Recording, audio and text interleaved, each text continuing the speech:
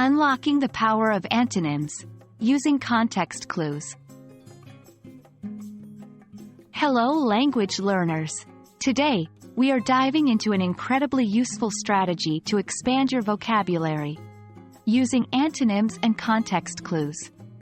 This technique is a powerful tool that can help you understand new words, especially when you are reading or listening to English content.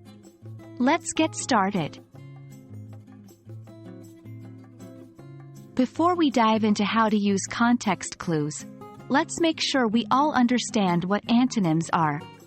Simply put, antonyms are words that have opposite meanings. For example, the antonym of happy is sad, and the antonym of big is small. Context clues, on the other hand, are hints that an author gives to help define a difficult or unusual word. These clues can appear within the same sentence or in the surrounding sentences. For instance, let's look at this sentence. Despite the torrid weather, John carried on with his daily jog. If you don't know the word torrid, you might guess it means extremely hot, because John is determined to jog despite the weather. One powerful way to use context clues is to help you identify antonyms in a sentence. This is especially useful when you come across a word you're not familiar with.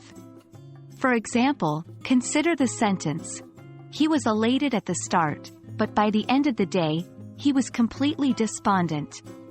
Even if you don't know what despondent means, you can guess that it is the opposite of elated, because of the contrast indicated by but. This gives you a clue that despondent is likely to have a negative connotation. So, by understanding elated and using the context clue provided, you have a good idea that despondent means very unhappy or discouraged. Remember, context clues might not give you the exact definition of a word, but they will often give you a good idea about the meaning. Just like with any new learning strategy, practice is key. Try finding unfamiliar words in texts, identify any antonyms or context clues present, and see if you can guess the meaning of the word. Then, look up the actual definition to see if you were correct.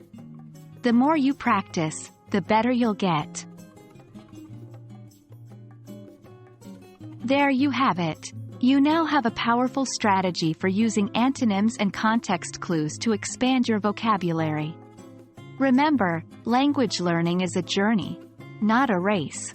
Each new word you learn, every context clue you successfully identify, brings you one step closer to mastering the English language. Keep practicing, and you'll be amazed at how your vocabulary grows. Until next time, happy learning!